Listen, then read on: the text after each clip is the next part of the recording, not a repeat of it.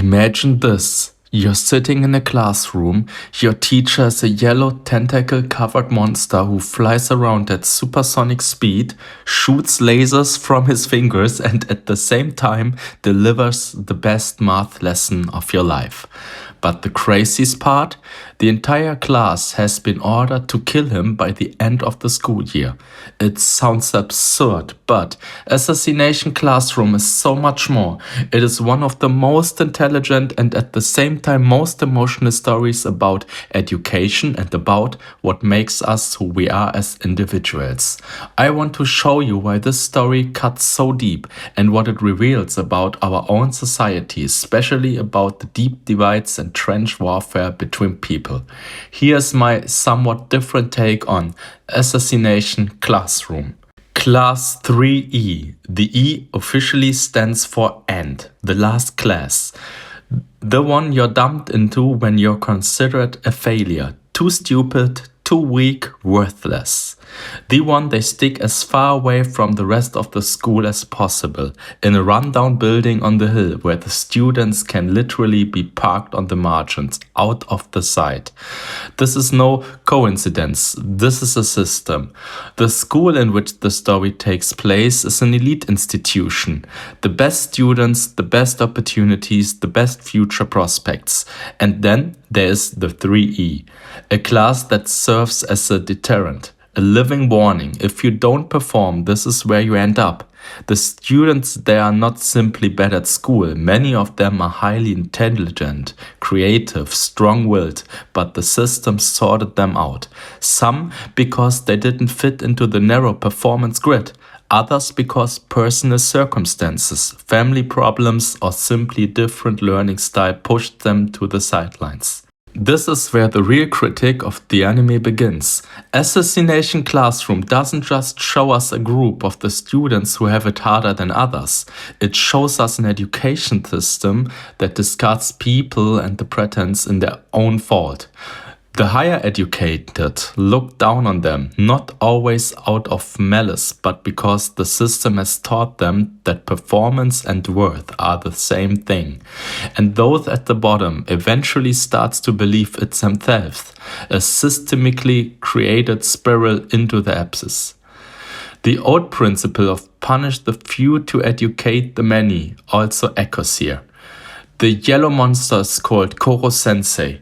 Koro Sensei steps in to change that directly, not by giving them better grades, but by showing them that they are more than what they've been told they are, more than the box they've been shoved into. Who is this yellow monster named Koro Sensei really? He's a creature that destroyed the moon and plans to destroy the earth next, unless his students manage to kill him by the end of the school year. But the longer you look, the clearer it becomes. Koro Sensei is not a monster in the classical sense. He's a pedagogue in its purest form. He doesn't teach because he has to. He teaches because he is convinced that education is the most powerful weapon a human being can possess. Not education in the sense of grades and diplomas. Education in the sense of understanding yourself, understanding the world, developing the ability to make decisions that affect not only you, but others as well. The idea of discovering your talents and using them positively for society. Koro Sensei is radical. He accepts no excuses, but he also accepts no pre-made boxes. Every student receives individual support tailored to their strengths and weaknesses. Some need structure, some need freedom, some need someone who finally tells them they are not stupid, just different. And this is where it gets interesting. Koro Sensei draws on alternative educational concepts without ever naming them. He practices a form of individualized learning that recalls progressive education ideas. He mixes discipline with empathy, high expectation with support, and he does something that is unthinkable in many traditional school systems. He makes himself vulnerable. He lets the students grow through him and grows through them at the same time. This is not a one-way street. The teacher who wants to die learns from his students what it means to live. Class 3E is not a uniform group. Every student brings their own story, their own wounds, and their own reasons for ending up here. Two characters stand especially at the center and embody two completely different ways of dealing with the system and with themselves. Their starting conditions could not be more different. There's Nagisa Shiota, the boy with the blue hair. At first glance, he seems unremarkable, almost invisible. Small, quiet, rather reserved. In a normal classroom, you would overlook him. That is exactly his starting point. He's someone who has learned to make himself small. Yet behind that restraint lies one of the sharpest observational minds in the entire class. Nagisa notices things others miss. Weaknesses, patterns, everything behind the people. His motive at the beginning is not glory or revenge. It is the wish to finally be someone who matters and is seen. Someone who doesn't just go along but decides for himself. Through Koro Sensei, he learns that strength doesn't have to be loud. That quiet, precise perception is its own form of power. And that you can take responsibility for your own life without becoming someone else. Thems of agenda and the mother's wishes also resonate here. There are few scenes that, the way I interpreted them, suggests Nagisa's mother would have preferred a daughter. I find this perspective interesting because it shows that our own children turn out the way we as parents would have liked to bake them. And then there's another character, Karma Akabane, the boy with the red hair, the counterpart to Nagisa. He's intelligent, provocative, clever, a student who has long seen through the system and hates it at the same time. Karma's not in 3E class because he's stupid. On the contrary, he is there because he refuses to play along, because he has recognized the hypocrisy of an elite school, of an upper class that thinks it is better and would rather drop out than adapt. His motive is rebellion. He wants to prove that the rules are absurd. At the same time, behind the cynicism lies a deep vulnerability. The wish that someone take him seriously without trying to tempt him. Koro Sensei gives him exactly that, an opponent and a teacher who challenges him without breaking him. Karma learns that pure destruction is not the same as true strength.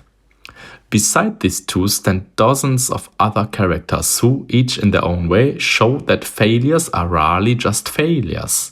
What makes Assassination Classroom so strong is that it doesn't merely use these characters as plot devices. It lets them grow, not in a flat from a dishwasher to millionaire sense, but in a deeper one.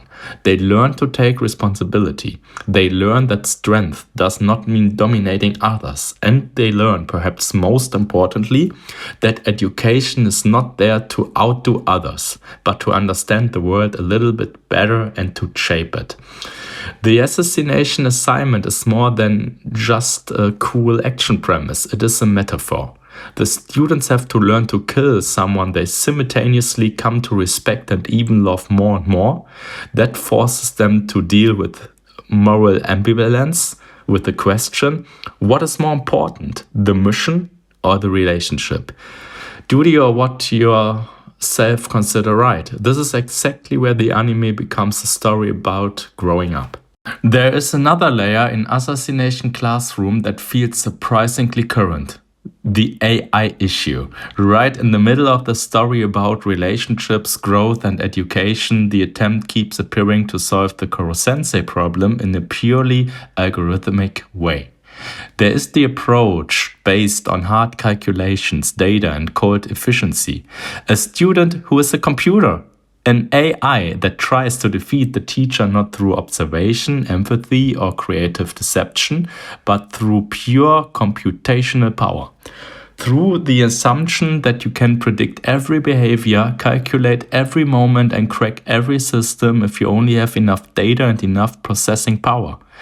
That is the core logic of an NI. I mean, recognize patterns, calculate probabilities, output the optimal solution. And this is precisely where the anime becomes politically charged in educational terms. Because what happens when we understand education and problem solving only as an optimization task, when the human being becomes a variable in an equation? The pure calculation approach fails in the story not because it is technically inadequate, but because it leaves out something decisive. The human being itself, unpredictability, emotion, the ability to change because one has been understood. Koro Sensei cannot be reduced to a formula. Neither can his students. The anime poses a question that is highly relevant today in the age of learning apps, ranking algorithms, and AI-supported education. What remains of learning when we treat it only as a data process? What happens to the students who do not fit into the optimization logic? And what do we lose when we replace the teacher with a system that may be efficient but cannot build a relationship? The AI theme in Assassination Classroom is therefore not a reaction to a trend. I mean, the manga ran from 2012 to 2016 by following the anime. It anticipated it. Technology is the counterpole to everything Koro Sensei stands for. Here the cold, calculating logic, and on the other side, this educational idea based on trust, individuality, and human development. And the anime makes it clear which side it considers the more powerful. Now it gets uncomfortable, because Assassination Classroom is also a story about class society, and not only in the school sense. The elite students of the other classes look down on the class 3E, sometimes openly, sometimes subtly. They see them the ones who didn't make it, the ones who endanger the school's reputation, the ones who should be kept invisible. At the same time, the anime shows that many of them successful students are themselves under big pressure. Performance becomes identity. Whoever fails to deliver loses their value, a behavior we know just as well in certain countries around the world. And then there's a larger societal level. Koro Sensei and his class stand for something that many education systems are reluctant to admit. That is, the separation between educated and uneducated is often artificial. That it has more to do with the origin, opportunity, and system logic than with actual intelligence or potential, and that the most at the top sometimes look down, especially on those at the bottom, precisely because they do not want to see their own fragility. The anime does not to do this with raised finger moralizing. It does it by showing us the people, the failures who suddenly become the smartest and bravest characters in the story, and the successful ones who are often just as lost. In a world where education is turning into commodity and a status symbol, this is an uncomfortably current message. Obviously, Koro Sensei is not a real teacher, but the way he teaches raises questions that are real. What if school were not primarily there to sort the people for the job market? What if the focus were on strengthening individuals with all their quirks, breaks, and strength? What if mistakes were not punished but understood as learning opportunities? And what if teachers were not seen authority figures but as companions who are still learning themselves?